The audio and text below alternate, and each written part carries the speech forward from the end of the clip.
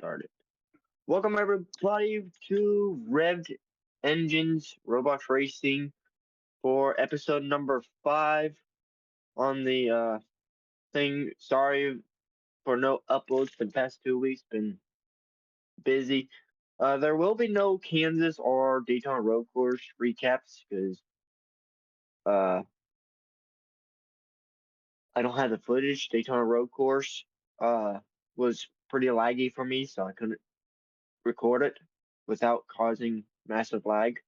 And Kansas, I didn't race Kansas because I got DNQ'd because a couple people were a little picky on things.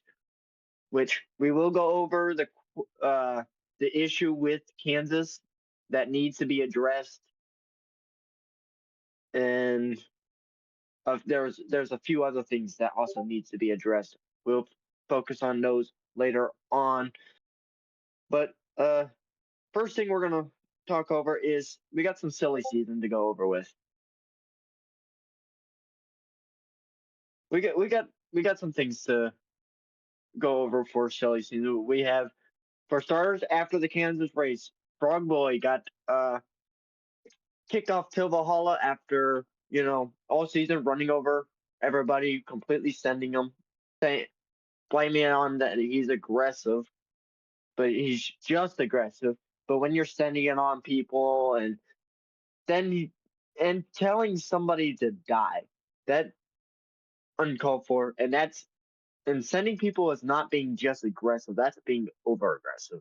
The sending needs to stop in general. So, but after the results of Kansas, Frog Boy took out two of his teammates in the process of G-Men and K's, which ultimately led to his downfall of being dropped from Valhalla. He's now with Niles' team, which is Toiler's team.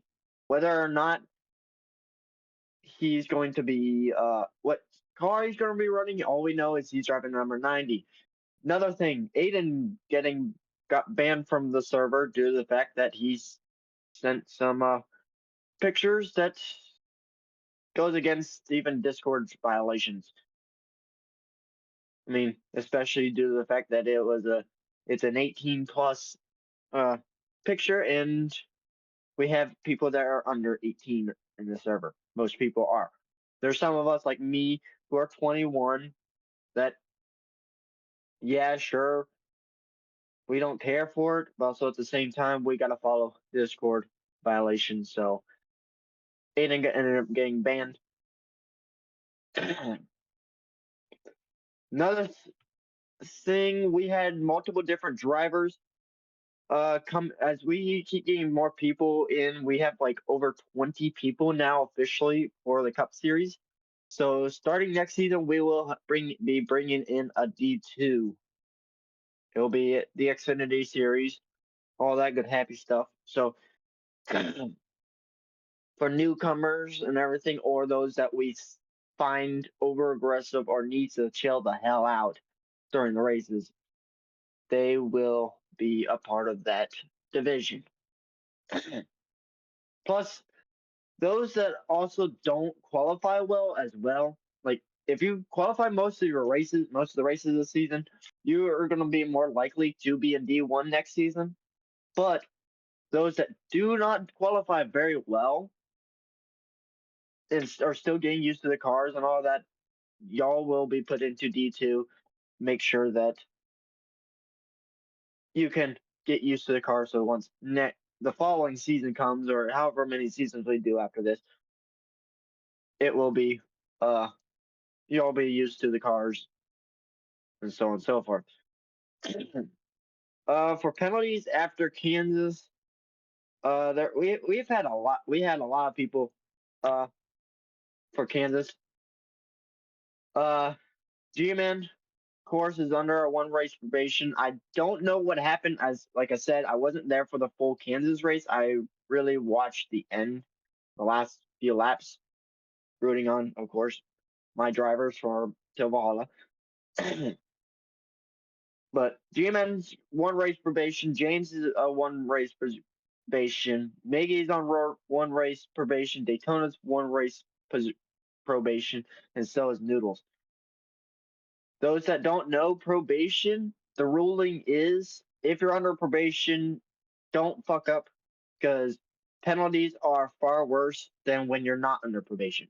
Basically, your penalties are doubled. So if you basically get a 1 out of 3, you should be getting a 2 out of 3. That's in the it's in the rule books and everything, but it seems like now it hasn't been completely going through with that ruling.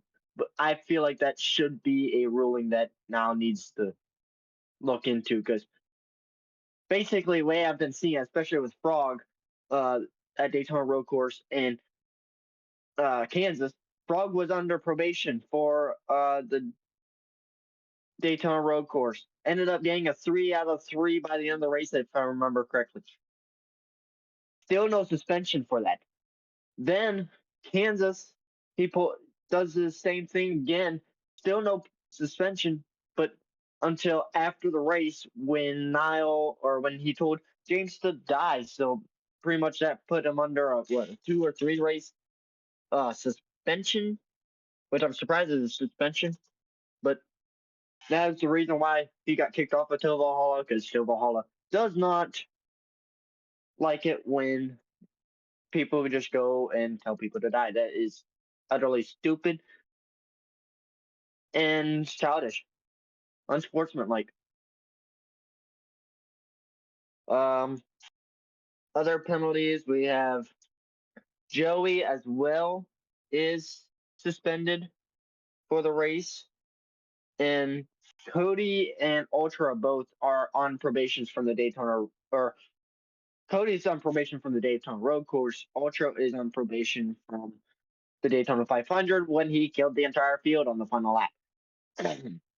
Cody, I don't know what exactly his probation on. I feel like it was for sending the Daytona Road Course. So, if I remember correctly, but that's pretty much the penalty report after the Kansas race for the most part.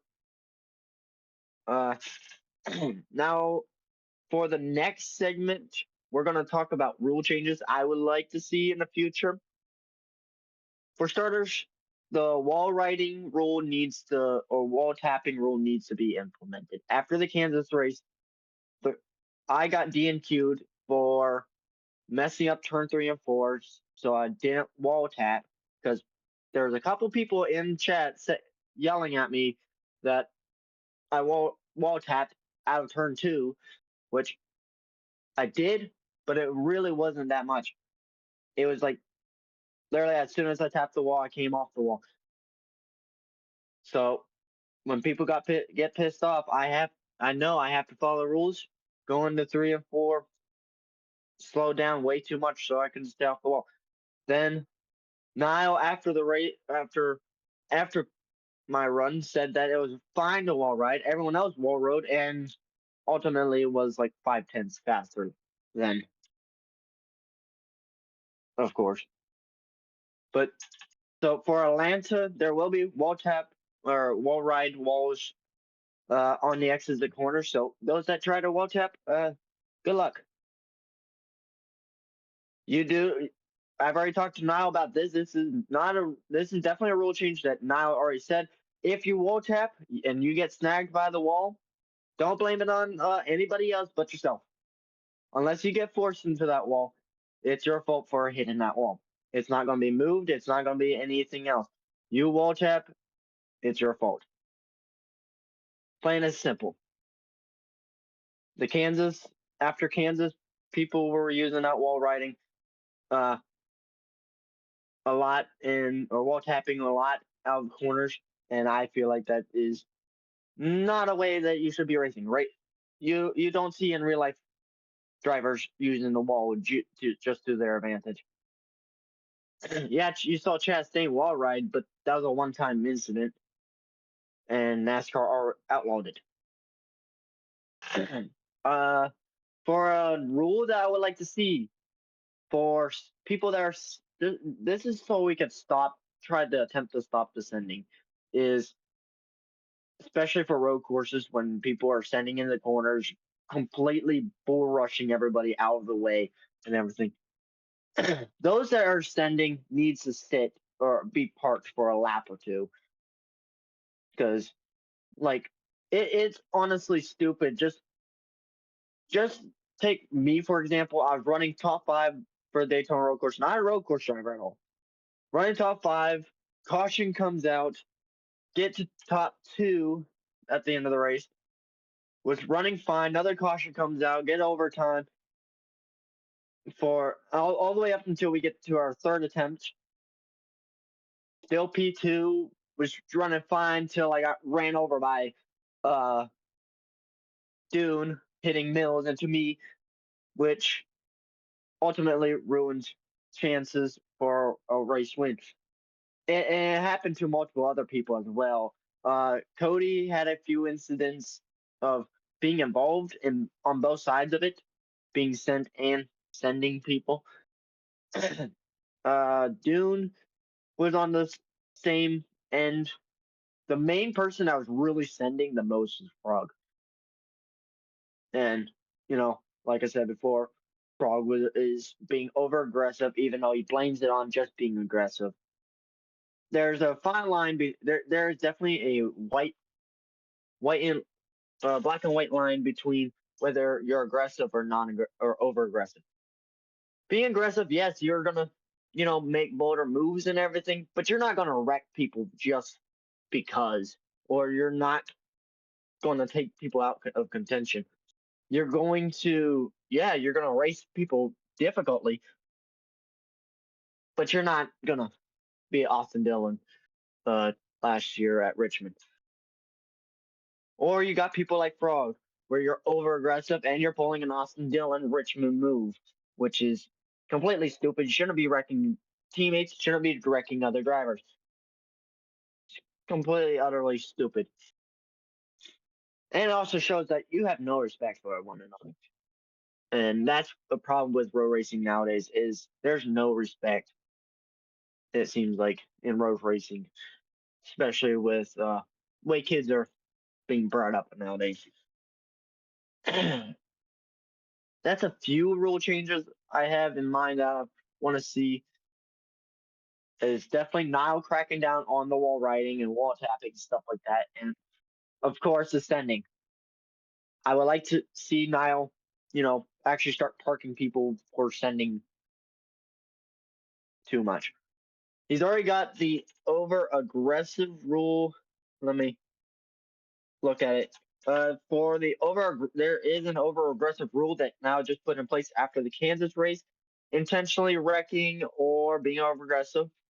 Uh, will result in a 15 points deduction. So basically, if you cause a crash on purpose or being over aggressive, sending it at a road course, you're going to lose 15 points. And that is going to be a big penalty that I for sure agree with because the sending needs to stop. People can get pissed off all they want because 15 points is a lot of points. That is pretty much basically getting second in a race. And not many people always get second in a race. So losing 15 points, especially for most people that are especially below the cutoff, because there's a lot of people with 14 or less points. There is some people with more points, but overall, those that are like 14 and below, they're pretty much screwed if they get that 15-point deduction. They'll be in the negatives. You don't want to be that, especially when with these playoffs, they reward by consistency. A win does not lock you into the playoffs whatsoever. Let's move on to points real quick. Let's look over the points right now. So right now, your current points leader is Mills with 50 points. Got 5 playoff points for winning the Daytona Road Course with a photo finish between Frog. He is 9 points above Coolberry and me, which are tied for second with 41 points. Coolberry's got 5 extra playoff points due to the fact he won the Daytona 500. Behind us and sitting in fourth is Kays with 40 points. getting 5 playoff points for winning at Kansas. And then you have G-Men rounding out the top 5 with 37 points. So right now, G-Men is 21 plus above the cutoff. Then you have Frog in the 90 car with 33 points, plus 17. He is sitting 6th in points. He is now, like I said before, he's driving for the number 90 for Niles' team. I don't really know the abbreviation or the full name for Niles' team, so but he calls it NOI. You got Noodles and 20 with 27 points, 11 above the cutoff. Right now, we are not sure whether Noodles is racing or still or not. I don't know. I don't know if he even joined back in the server or not. After Kansas, he was pretty pissed off due to the fact that, in my opinion, he should be penalized after the Kansas race due to the fact. Actually, no, he did get penalized for corner cutting because he corner cutted on the white flag to get around G-Man. He sent it on G-Man to get to his inside on the apron and stayed on the apron the entire time, all the way through 1 and 2 before wrecking G-Man. Joey is 25 with 25 points, sitting in P number 8 with 9 points above. He is suspended for Atlanta due to the fact he did a few things at Kansas. I don't know all of the things. The last report, the one thing I do know at Kansas, he jumped with G-Men, which is the reason why G-Men has the probation, is because G-Man and Joey both jumped the final restart. You can clearly see it on video footage that Niall has and showed me, which, if I'm still mistaken, Joey is still trying to fight said penalty. If Niall were to show Joey the penalty or the footage to Joey, it shows that Joey did jump. Then you have Maple sitting with 21 points. He is 5th, or he is plus 5 above the cutoff right now. And then we have a 3-way tie for the 10th position between Isaac, Spence, and Daytona. They all have 16 points. They're all tied at the cutoff. Right now, the cutoff is really close. It's been close these past 3 races already. I don't think even. I think the most the gap was for the cutoff was like by 1 point. So far, we still have. Let's take a look. Still have about 9 races left. I want to say. No, 10. We have 10 races left on the regular season, and right now the cutoff after the first 3 races, cutoff is divided by 0 points right now. Then below Daytona, Spence and Isaac sitting in 13th. And points is James. He is -1 below the cutoff.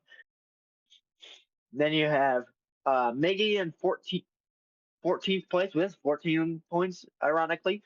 He's -2 below the cutoff. He can definitely, get above. He's definitely been a contender all so far the past 2 races. So look out for him. Got Rocky in 11 with 11 points, -5, which is once again really close. Then you have Mice with 7 points, -9. Like I said, pretty close.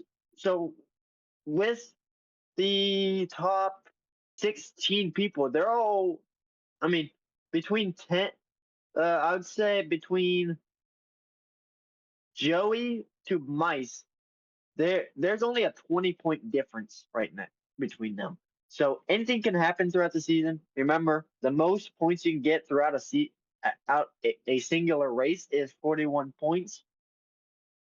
10 for the halfway win, it's 31. 10 for halfway, 20 for the race win, and 1 point for pole position. Then below Mice, in 17th, we have Aiden, who is banned from the server. but since he does have points, his points will be still on the spreadsheet. He is minus 14. He is not coming back time soon. Then you have Chase, 1 point below due to the fact he DNF'd at the Daytona Road Course.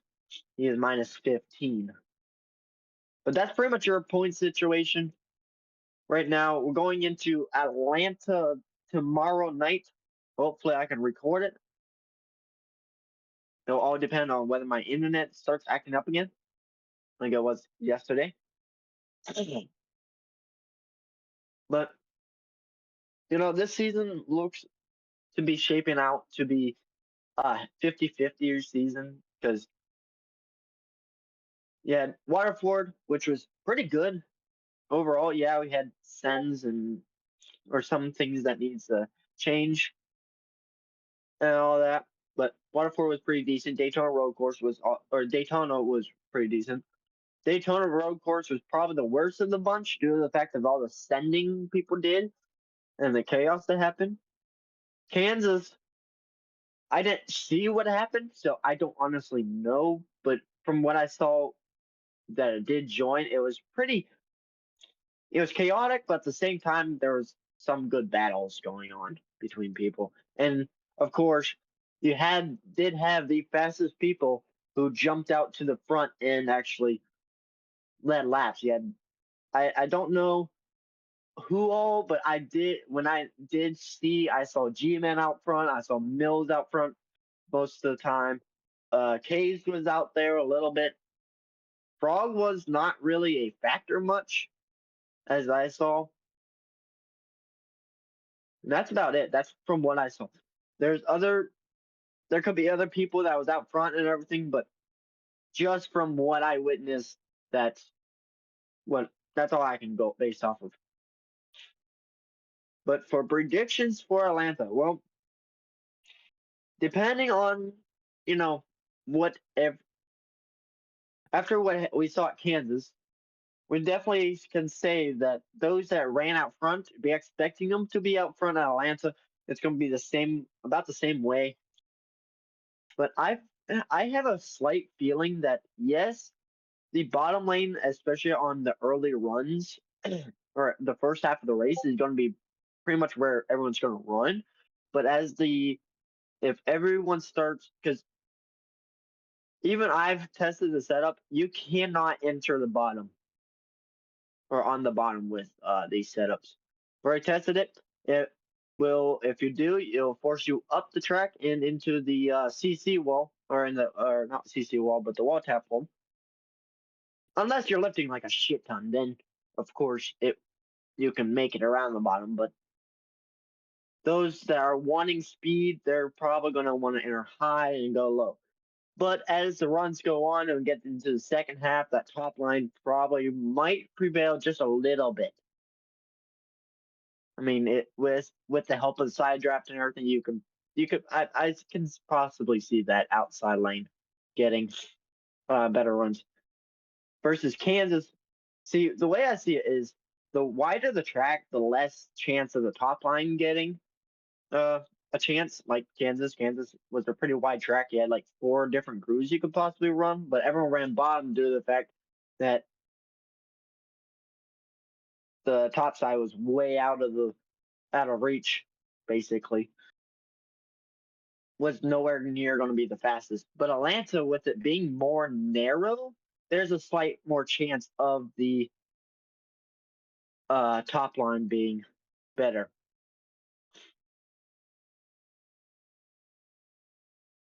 That's just the way I see it happening. But for race winning prediction, I feel like it's still too early in the season because we have only seen one speedway this season so far. Daytona, the 500, it's going to be based on luck, whether you win the race or not, whether you're going to be up front or not. Daytona road course is run. Road courses run completely different than your typical intermediate due to the fact that you're turning left and right and lifting a lot more than you are driving. Yeah. But after Kansas, definitely gonna see Mills be up front. You got G-Man, you got Kays, you got Miggy. You have people like Rocky. Rocky could be definitely a contender. Maple could be a contender. I would say Cody would be a contender, but Cody, as far as I'm aware, does not have this race on his schedule. He's already told me that Atlanta's not been his best track. So, from what I'm aware, he will not be racing this week.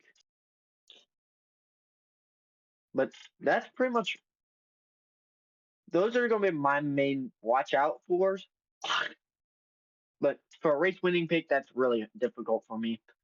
To be honest, I feel like all season long it's going to be really difficult for me to figure out who's actually going to be up front or not until closer to like Darlington or Charlotte later on the season.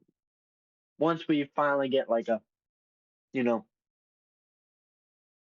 general idea on who's going to be out front. But definitely for points wise, the so far looking at the points and everything, the people to watch out for are definitely going to be like the top 5 people right now. Those are going to be definitely the ones that will be battling for this uh points position. Because remember, at once after the Daytona Coke 0400 race, which is the regular season championship race or the regular season, which the race that decides the playoff drivers, for the person who is in first in points after that race will get 5 extra playoff points. Person in second gets 3, and the person in third gets 1 playoff point. So you want to be in the top 3 if you want to get extra playoff points for being up front. But those that so basically the only ways to get playoff points is if you win a race or you're within the top 3 at the end of the regular season. Now I'll leave it to you guys who you guys predict on who's going to win Atlanta or any other races on the season. But if you go all the way back to episode 1 on the channel, you'll see mine and Sky's playoff predictions, who we think is going to win the championship at the end of the season. But for the most part, that is all I got to talk about. Remember, guys, please be chill on the racetrack. Don't wreck each other. I shouldn't say don't try to. I'm gonna really say it. Don't wreck each other. It will get you into some serious trouble in the points wise and penalties wise. And another thing, stay off the walls. It's gonna after race 3. It's my last. That's my last. After Kansas, it was my last straw of watching people wall tap and get away with it. I don't like it when people get away with things. I don't like it when people are let go and get a slap on the wrist. It really needs to change. But thank you all for listening to me babble on about different things, all good happy stuff. And as DJ Monster, I am your host, and I'll see y'all next week or after Atlanta. Depends whether how busy or not I am. But have fun. I'll see you tomorrow night. Do not know what time the race is. I can only assume 7:30 in the afternoon, but with now we never know. Races tend to get pushed back all the time. So see you after Atlanta.